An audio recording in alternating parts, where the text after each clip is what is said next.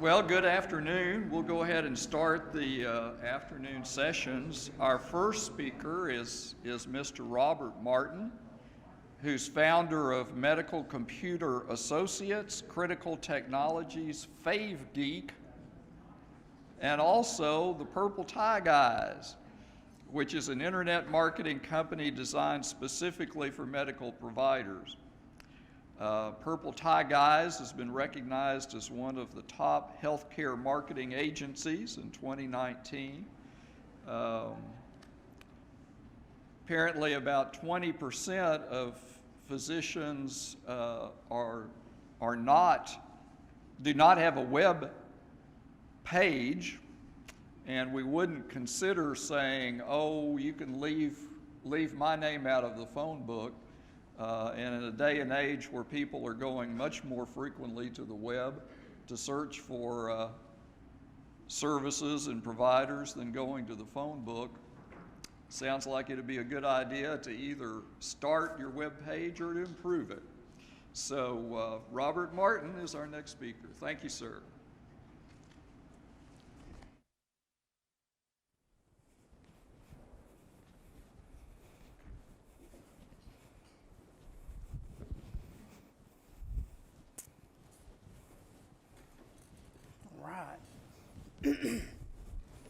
Thanks for that introduction. I'm going to reference Dr. Harris's presentation last night and encourage you guys to be open to change, because I know this scares a lot of people, and I want to make this as comfortable for you as possible. So, the internet is a place you can make $54,000 a year. Talking about peanut butter. It's mind-boggling. I started my first company when I was 19 years old, working with physicians. In the early 2000s, I became one of the first certified HIPAA privacy and security specialists. I traveled all over the Southeast teaching HIPAA in daily practice. Over the next few years, I built a multi-million-dollar business. My team worked with hospitals, local and state governments. We even worked with the Federal Bureau of Investigation. It was great. Couldn't ask for it to be any better. And then the recession in 2007 hit. How many of y'all remember that? I went from doing really well to not doing anything. So I was broke, but I was determined not to give up. So I used the internet to build my brand better and stronger than ever. You see, utilizing the internet, it's easier than ever before to be seen as the expert in your field. Whether you're a plastic surgeon or a pediatrician or just a mom talking about peanut butter. You no longer have to worry about what Joe's cousin thinks about you.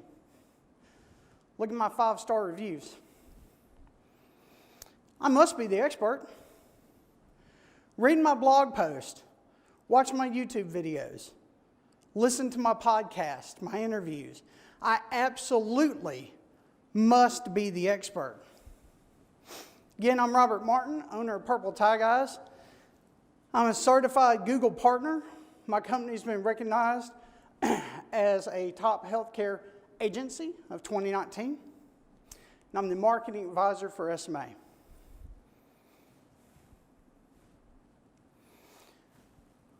Why is that white? Did I click back? Am I missing one? There we go. Okay, sorry. Technical difficulties. So today we're going to discuss marketing and promoting your practice. Our topics are going to include why you need a website. This is why I need you to be open-minded about this. Google search, search engine marketing, pay-per-click advertising, reviews. Why are they important and how do we get them? How do we get more of them? Search engine optimization, smartphones, and how they are changing the internet as we know it and how they affect the way we do business. Then we're going to touch social media marketing, and I'll open up the floor to some Q&A after that. So let's talk about your website for a minute. Show of hands, how many has a website? Okay. How many of you have absolutely no idea why you have a website? That's awesome. So 73% of consumers use search engines to do research on treatments. 60% of patients say that they would be open to a virtual doctor's visit. You sit in front of a computer screen, they sit in front of a computer screen, you have this little virtual appointment.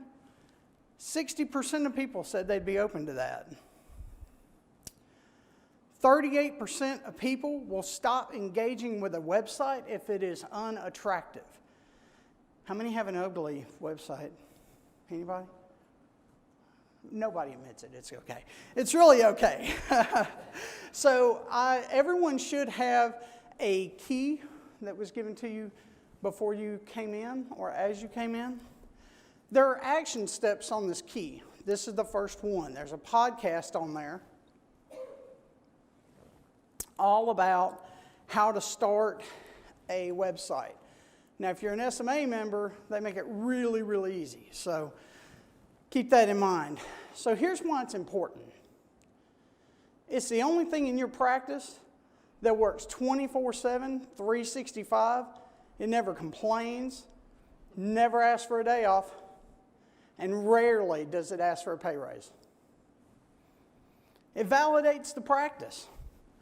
48% of people said that a website's design is the number one factor in deciding the credibility of a business. That's insane.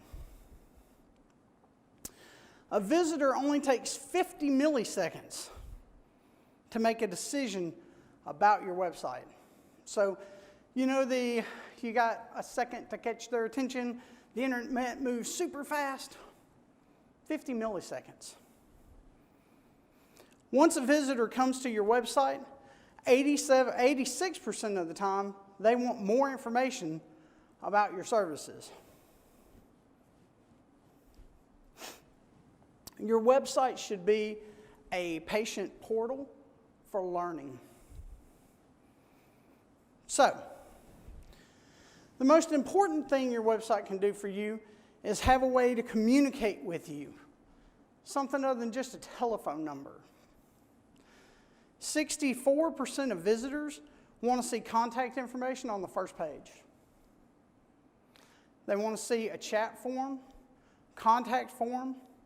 Now, I will say, how many of you have a contact form on your website? Anybody? Maybe?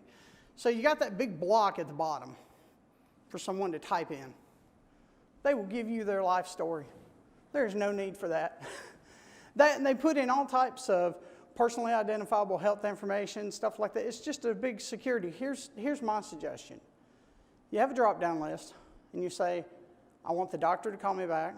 I want the nurse to call me back. I want to know more information about this procedure. But don't give them the option to tell you their life story, because they will. How many of you actually have reviews on your website? Good reviews. So you have a captive audience. Why not put your best reviews, best foot forward on your website? Before and after sections. Now, I know Dr. Cotter does this, and I have a bariatric surgeon that does it. Before and after photos. New patient forms. Frequently asked questions. What does my procedure entail? How long am I going to be there? How long am I going to be down? This is also a great place for your HIPAA privacy and security information. So now, most of us have a website. But now what? Well, we got to get it found. And this is where search engines can be your friend, your best friend, or an enemy. When I say just Google it, show of hands, how many people know what I'm talking about? How many times has your kids gone up to you and go, Mom, just Google it? Right? it's like a term now. So there's over 66,000 searches a second on Google alone, not including Bing and Yahoo and all that. That's just Google. Everything from entertainment to healthcare is just Googled. 75% of those happen right here on the smartphone. Now, we're going to cover how this is affecting marketing, but I really wanted to see just how is this changing the way we do business. So I want to tell you a little story. When I was a kid, my parents would take the phone book, drag it out, open it up. Everybody was listed in alphabetical order. There were no reviews. You just hope you picked the right doctor. You ask your friends, you ask your family, do you know him? Have you heard of him? You hope somebody knew something about him. But now, I ask the internet, and more so I ask Google. See, Google is your largest referral partner you will ever have. You can be the best doctor in the world and have other doctors that love and adore you, but they cannot make a dent in that 66,000 searches. And so I want to take a minute to explain this search engine result page. So when you do a search in Google, you come back with this result page. What is it? How does it work? So the first thing up here, highlighted in red, is your ad, right? Google Ads, everybody seen that, heard of it, played with it? I don't suggest playing with it, but it is a tool that is there. Now this is Google's pay to play section, and it's the only way to shortcut your way to the top of the Google search results. Okay? Second is the map pack. Now, this has really become the new phone book. This is where, you know, if I need something, this is where I'm going to go. It's got reviews, got your business information, telephone number, what time you're open, what time you close, things like that. And then follow that up with organic search. Now, 90% of your buying decisions happen right here. Anybody got a clue why? Because this is where research happens, right? If I want a nose job or breast reduction, this is where I'm going to go and do my research. Not something I need right away. So I have time to do that. Now, we'll talk here in just a minute about how, I call this Google's top 10. Everybody wants to be in the top 10 of something, right? So why not make it Google? So while we're talking about each section, I want to break those down. Let's talk about pay-per-click. There's a dirty little truth behind pay-per-click that Google won't tell you. They've got so many different kinds of ads. They've got Google ads, Google guaranteed businesses, map ads, local ads, image ads, out of network, in network. I mean, it's just insane. Then, on top of all the confusion, they have two different types of ad accounts. How do they expect you to keep up with that? So you have a standard account and you have an express account.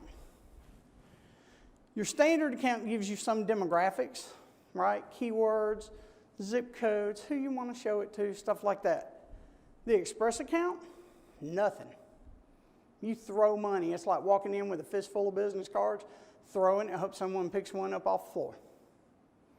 It's the worst form of advertising possible. So, here's another dirty little secret. Most people avoid them because they know you bought your way to the top. But how many? How about 82%? So out of all those 66,000 searches, you're getting less than 20%. Those are, the odds are stacked against the house, right, with the house. The house always wins in this, and it's just the truth. Here's another dirty little secret. Miss Betty, right? She's been your patient forever. Miss Betty loves you. Searches for your practice. pops the ad. She just needs your phone number. So she clicks your ad. Did it cost you money? Right? Everyone costs you money, right? Google doesn't care where that click came from. They just care that they got it. It's money in their pocket. Now, we're going to talk about how to fix this, right? Because the fix is fairly simple. Well, it's kind of simple. So,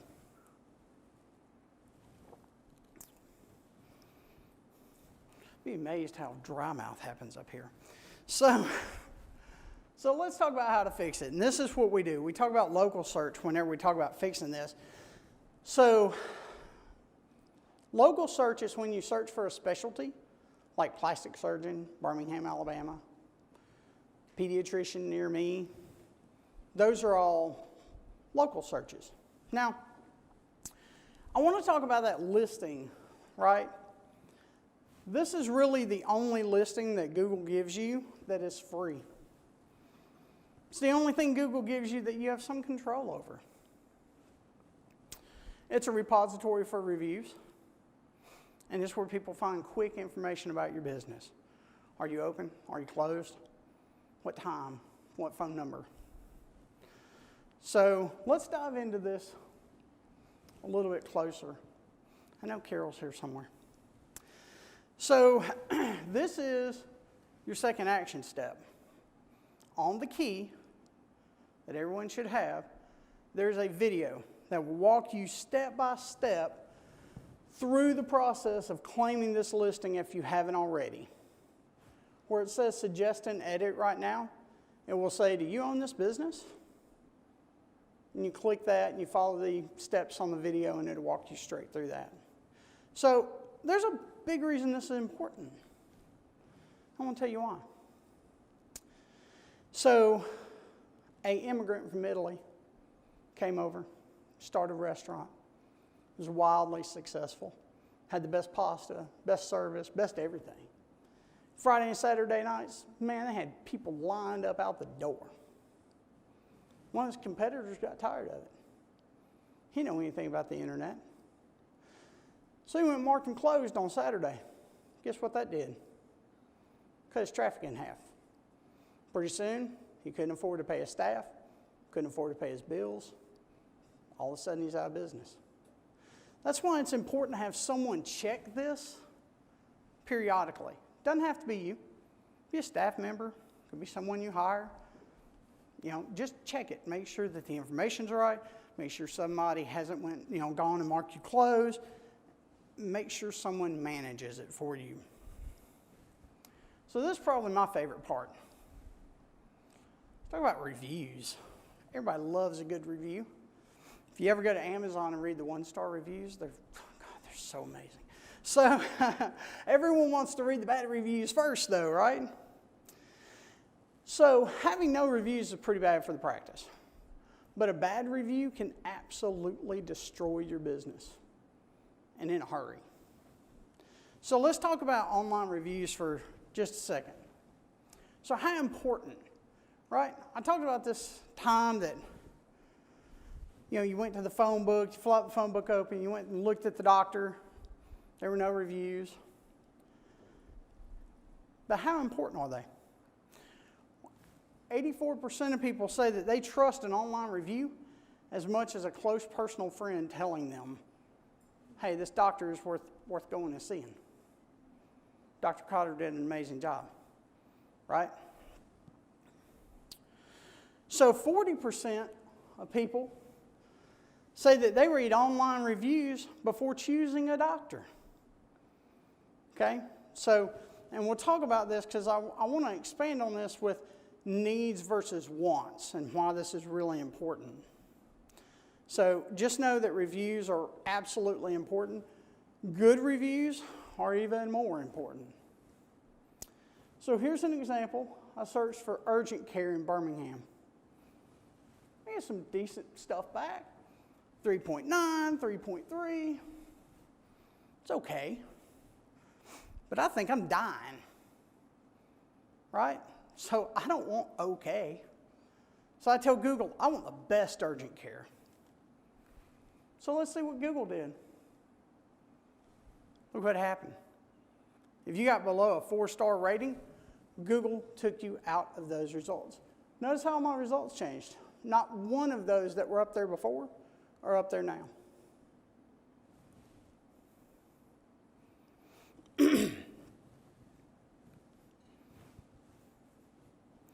So again, remember that Google is your largest referral partner. Having good reviews in Google is absolutely key. And now I want to talk about getting reviews. So this is also an action step that's on the key. There's a podcast that talks all about how to get reviews, how to get Google reviews.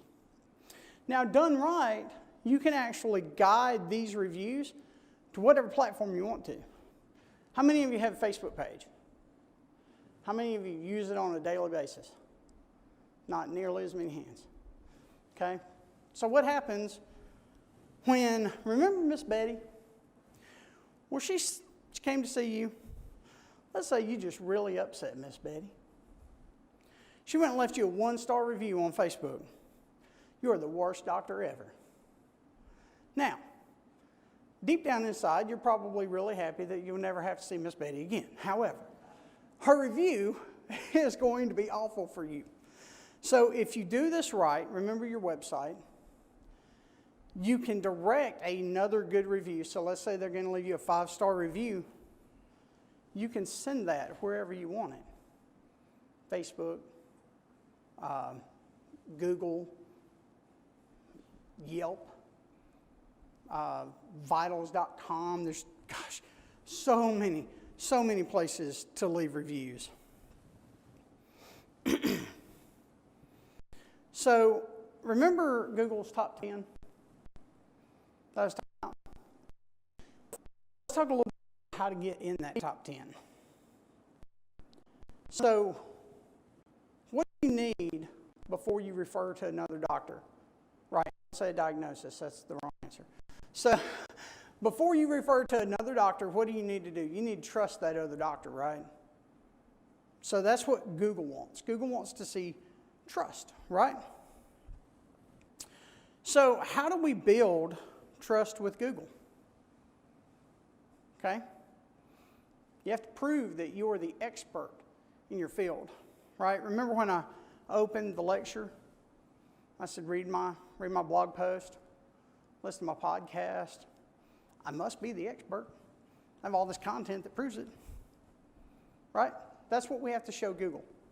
I'm the definitive expert when it comes to plastic surgery or kids. I'm a pediatrician. You need to be a resource for these search engines. Remember, 90% of the people go to do research. They need to be able to find what they are asking, what they're researching for, right? The Mayo Clinic. Everybody here's heard of the Mayo Clinic. Everybody's heard of the Mayo Clinic. They have 300 episodes of a podcast. Guess how many downloads it's got? Millions. 300 episodes, that's it. That's nothing. It's less than one a day for a year. They've been doing this a little while. So you have to earn trust from others. So think of it as like if the hospital says, hey, Dr. Cotter is amazing, or Dr. Sauer is the best person to help you with that. If a hospital refers you to a doctor, you're probably going to go see that doctor, right? So let's talk about smartphones. I promised I would get to this. I'm just going to touch this briefly because my clicker isn't working. Technical difficulties. You want to just... Okay. I'd be the one to break it. That's what it is. That works. So let's talk about the smartphone. I carry it everywhere, right? Y'all do too. Who here doesn't have a smartphone on them? See, no hands. I'm holding more computing power in the palm of my hand than Ronald Reagan had to run the free world. I carry the internet everywhere. There are 12-year-olds with smartphones. Let's sink in for a minute. There's entire studies dedicated to smartphone addiction and anxiety. There's a company that actually makes a little plastic brick about the size of an iPhone to help you overcome the fear of being without your phone. It's called the No Phone. I can't make this up. It's $14.99 on Amazon. So, mobile devices made up 42% of all time spent online. Nearly half on this tiny screen. I don't even see that good, but I spend a lot of time on my phone. And that was a 2018 statistic. I'm sure this year is probably a little more. So, 58% of all website visits came from a smartphone. So over half of your traffic comes from a smartphone. So let me ask this. Since we know that 58% of people that came to your website come on a smartphone, has it ever been easier than now to market in the palm of their hand? Right? So on your way here, let me ask, how many people nearly got run over because somebody was playing on their phone going down 280 or, 65 at 90 miles an hour and Facebooking? Right? So with voice searching and the internet, like the introduction of Apple, Google, Amazon's Alexa, right? Find me a good doctor. It's making your internet marketing more important than ever, right? So I want to show you how that works.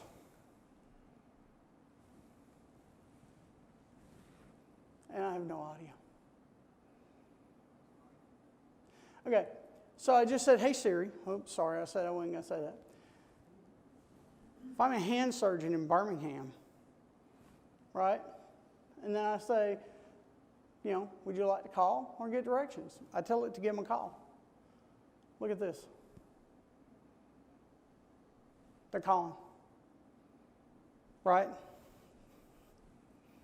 So by 2020, which is right around the corner, half of all searches are going to be voice searches. How many of you know if what you have now is ready for that? Anybody? Like when I search for a hand surgeon in Birmingham, do I find you? If I search plastic surgery, do I find Dr. Carter or Cotter? Do I find, Dr. Sauer? Like, who do I find? Are you even in the rank to get there? Does Google even know you exist whenever it's a voice search? Now, I don't have time to show this off. I wish I did. So kind of homework, go to YouTube and Google Duplex. It is amazing. It is an AI that you go, hey, you know who? Maybe an appointment with Dr. Sauer, Tuesday at 4 o'clock. It will pick up the phone, call Dr. Sauer's office, and say, hey, I'd like an appointment at Tuesday at 4 o'clock. Oh, I don't have that available. I have a Thursday at 3. Would that work? Check your calendar and make sure you're open. Yeah, that'll work. Okay, great, thanks. The example they have is it's making a hair appointment, but doctor's appointment is right around the corner, right? So that brings me to social media marketing. Now, this is made up of a lot of smaller pieces. We've already determined that some of y'all have Facebook pages and you use them on a daily basis. Here's something to be really mindful of. Each one of those platforms have the ability to run ads, right? So you can spend money with them. Again, pay to play. And that's kind of the way the internet as a whole is going. So let's dive into social media marketing. This slide's going to give me a break. That's not all of them. That's just all I can fit on one slide. There's still more. So there's so many. So my suggestion is pick no more than you're willing to keep up with. And here's why that is important. Randy, if I go to Facebook and I look at, SMA's Facebook page, let's say you're really active from 2016 to 2017, and then you just stop keeping up with it. What's the first thing that runs through my mind? Are they still doing this thing? Right? Are they still around? Like, their numbers still good? Are they still doing? So pick as many as you're willing to keep up with. I wouldn't do any more than 2, right? That's my personal preference. The 2 biggies right now are Facebook and Instagram. These are the 4 we're going to go over. Okay? 41% of people say that social media would impact their choice of a hospital or treatment center. Right? Like, if I got something I need a hospital for, social media wouldn't be the first place I went. But apparently 41% say that it would affect their decision. So I want to look at each one individually. So the first one is Facebook. 68% of Americans have a Facebook account. Not to mention all around the globe, right? Other countries. 74% visit Facebook every single day. Some of them multiple times a day. 96% of Facebook users access it from their smartphones. Again, marketing in the palm of their hand. Super duper easy. So Facebook's average cost per click, or what we consider a cost per conversion, is $1.72. It's cheaper than a billboard. Nobody looking at a billboard. We just talked about how many people nearly died on their way here. Right? So here's the danger of that. So just like Google and everybody else, let's say they don't want to play with you anymore. They're tired of messing with you. I've seen entire ad accounts shut down. I've seen people hire the Facebook ninja. Man, that makes me mad. Or the Facebook guru. They managed to get their ad account shut down. You're done. You can't advertise on Facebook anymore. So if they want to pick up their toys and leave and go play somewhere else, they can. So that's the danger of Facebook. Now, I know we talked about LinkedIn a little while ago over lunch. LinkedIn is owned by Microsoft. There are 177 million U.S. users on LinkedIn. There are over 2 million doctors and nurses on LinkedIn. 50% of Americans with a college degree use LinkedIn. 80% of business-to-business, like social, who remembers back in the day, a bunch of doctors would get together in a room like this, and they'd rub shoulders. They'd be like, I really like you. Suddenly you're getting referrals from the doc that you met at this event. No. That's happening online now. It's happening on LinkedIn. So if you don't have a LinkedIn profile, now it's time to get one. So LinkedIn is a business-to-business gold mine, right, for anyone. Doctors, my business, your business, it's gold mine. So let's talk about the new kid on the block. This is LinkedIn's #1 competitor. How many of y'all have heard of Instagram? How many of you use Instagram? Okay, for the ones who didn't raise your hand, shame on you. So, I'm kidding. So, Instagram is owned by Facebook. So, when you run an ad on Instagram, you can actually run it on Facebook as well. And it's all one platform, right? And so it makes it super duper easy. There are 1 billion monthly active users on Instagram. 1 billion. It's the fastest growing social media network in the US. It also makes up 25% of Facebook's entire ad revenue. 25%. I just read an article about teens and young adults who are abandoning Facebook in groves to go to Instagram. It's all about pictures and videos, and that's where their friends hang out. They want to see their friends, right? So we absolutely need to look at Instagram as a form of marketing. Now, the last, but certainly not least, YouTube. We're streaming this event live on YouTube right now. Right? I had to double check that. But we're live on YouTube right now. You can go to YouTube and watch this event.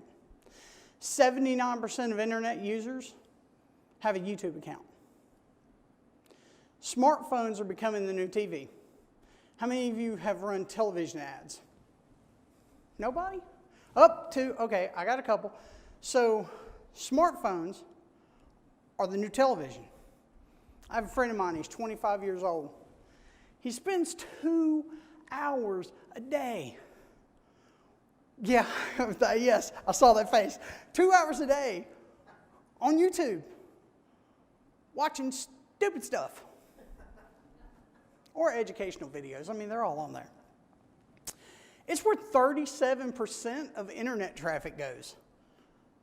All internet traffic. 37% goes to YouTube. 90% of users say that they find new products and services on YouTube. And I actually expect YouTube to surpass Google as the #1 search engine. Right? What better way to do my research? Hey, this doc has done a bunch of YouTube videos all about the nose job I'm looking at or the breast augmentation I'm looking at. They don't even have to read. America's lazy. We would rather watch videos than read about it. So YouTube is absolutely going to out surpass Google soon. So I know I have thrown a bunch of information very quickly. So if y'all remember the key that I gave you in the beginning, there is a ton of resources on there. Podcasts, YouTube videos. Blake, is there blog post on there too? He's nodding. So blog post. So remember when I opened this lecture, I said, read my blog post, watch my YouTube videos, right? Listen to my podcast. I absolutely must be the expert. So my question is, what are you doing today to be the expert in your field? Now I'll open up for some Q&A now. Anybody have any questions? Oh, we're getting the red throwing things around, aren't we? So I've got one. Sure. So you talked about directing reviews to where you want them to go. What do you recommend people do when you get that person who comes in to see you first visit and goes, biggest idiot I've ever met, I'm going to write him the meanest review I've ever seen? What's your best move there? I love that. So if you do this right, you have a page on your website, you have 1 through 5 stars. If they click 1 through 3, we send them to a contact form that goes, uh-oh, what did we do? Tell us how we could do better. And then they feel advocated, right? They're like, somebody's going to read that. they're going to know I'm mad. Forget all about these other platforms, right? Say they're going to leave you a 4 or 5 star review. Well, now you direct them where you want them to go. Google, Facebook, Yelp, right? Remember Miss Betty told you, we really ticked her off. She left you a 1-star review on Facebook. Next 5-star review you get, send it to Facebook. Bury it so nobody gets to read it. That's my suggestion. How do you send reviews? So on your website, you link each star to a different place, right? So if they click 1 star, it sends them to the contact form. When they click 4 stars, it sends them directly to Google so that they can immediately leave you a review. And so you find that link directly to the review page, and that's what you send them to.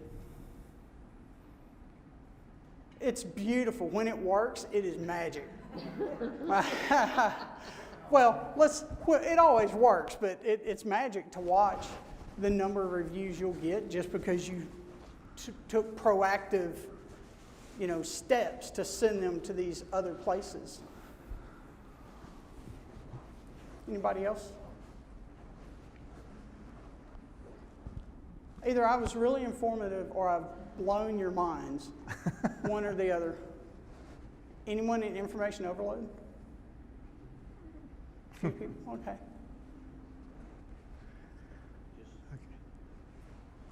Yeah. It just seems overwhelming. I mean, you've got to have somebody monitoring these things, watching for the reviews and trying to make the stars happen and move up and down the search engines. And I mean, it's a whole nother FTE that you need to employ just to do this. Yeah. And it seems overwhelming, and I'm not, I mean, is it cost effective? Is there a return on investment for doing that? Well, again, I'll go back to the question of how many people almost got run over on the way here, right?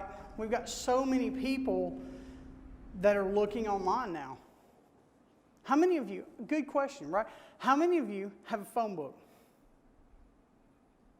You have a phone book, you have a phone book. Is it under like a wobbly leg in the kitchen table? Is that where that's at? Because that's where it belongs. No one goes there anymore. They're going to pull out their phone. So what do you do? Well, yeah, okay. Well, so go ahead. Good. So I was reading the other day about cell phones, internet and second watching when people watch TV and the marketing that goes on with it. How does that, it seems kind of a big deal. How does that work? So it really is. We talked about this at dinner last night. There are people that have made enough money on YouTube to drive Teslas, like the expensive models, not the cheap ones. And it's become super duper easy to market. So when you go to YouTube and you start watching a video, you ever seen the ad that plays before and after the video, sometimes in the middle of the video? It's all done by Facebook. They go, hey, I want to monetize my video. So when people come to watch this, can you show them an ad and pay me money? While they're watching TV, like when people are watching TV, they're on a cell phone, the TV is on, and they're like this. Absolutely.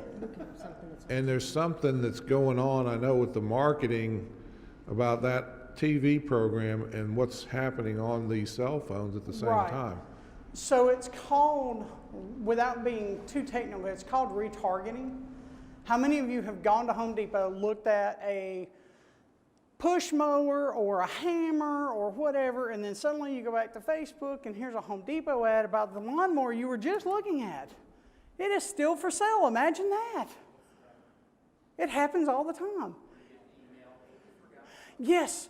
Oh, you should have checked out. Your cart still has this thing in it. And you're like, I didn't do that. So, and retargeting's cheap. Super duper cheap. So the way that works, I've got a simple way to explain it. Imagine when you go into Home Depot and you're standing there looking at electric push mowers because you love the environment. Associate comes up behind you and slaps an orange tag on your back, a little sticky note. So you go to Starbucks to get your morning cup of joe, and you got this orange sticky note on your back. The barista's like, would you like your mower with that?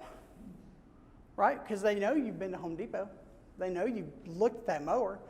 Same concept, it's just happening online, right? And it's super duper easy because now I can put that pixel, right, what we call a pixel in the industry, in your website. How many of y'all have seen the word cookie in the bottom of your browser? Right? Those are not edible cookies, right? It is a way to track you from Home Depot to Starbucks to Walmart and every place in between. It's the orange tag. Yeah, it's the orange tag of the internet. Stuck on your back, everywhere you go. Yeah. And there's not really a good way to get that orange tag off. So you get a lot of automation and tracking and advertising to people online, and that's where everybody is. I don't know, I'd love to see the numbers compared to television advertising and the impact that's Oh, the actual that the click-through internet has rate had and on sales television. rate Yeah. is through the roof. I mean, it's absolutely through the roof. And Blake is kind of the, Yeah, I'm the technical guy. He does all the marketing and I put all the code in the websites and do all the edits and stuff. To answer your question, who here has an Echo Dot or a Google Home? Okay, who has an iPhone? Okay. Do you Advertises things I talk about to me, but if I don't search it, it's great. do you have Hey Siri turned on? Where you can just leave the phone on the desk and it just listens for those words? And it's It's not always just learning. listening for those words. yep. It's listening to everything you say. So, if you're watching a program on TV and an advertisement comes on, your phone still hears you. Those Echo Dots still hear you. Your Google Home still hear you. And there is lots of stuff happening in the background, lots of communication. There's studies and traffic analysis done where you can watch your Google Home or your Echo Dot or your HomePod or your iPhone or your Android phone doing a lot of communication that you don't ever know about Yep. because it's always listening. So Not to have the, conspiracy theory and y'all being scared, but my that's tinfoil true. hat is in my room. I left it there. But yes, it is 100% listening to what you say. The companies are using what the ads that or if you're looking, if there's a character on the program you're watching and you're looking them up because you want more information about that person or that thing at the moment on your phone, that's being tracked by the network some kind of way for their ratings and their Yep. ads that they put on or something. They're you know? all intertwined, And so it's got that name, Second Watching or something like that. Yeah, it's cyclical. Your phone listens to the TV and suggests other things related to what you're watching. It happens all the time. anybody else feel like they need a tinfoil hat now?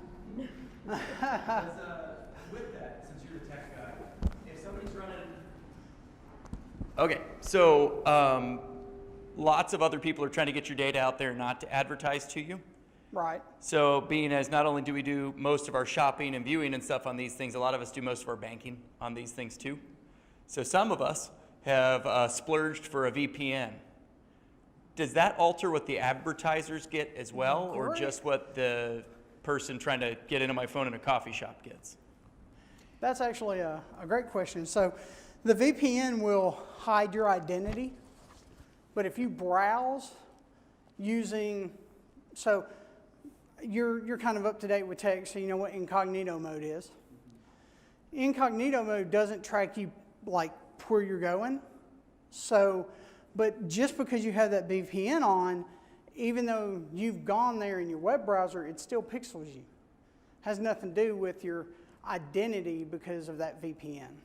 So it just doesn't know who It just doesn't know who it's tracking, but it's still going to advertise to you the same based on what you've done, Right. based on what you looked at and what you talked about. It just, and I guess it knows who you are the second you It purchase doesn't something. know your phone number, right, your IP address, but that's all it doesn't know about you.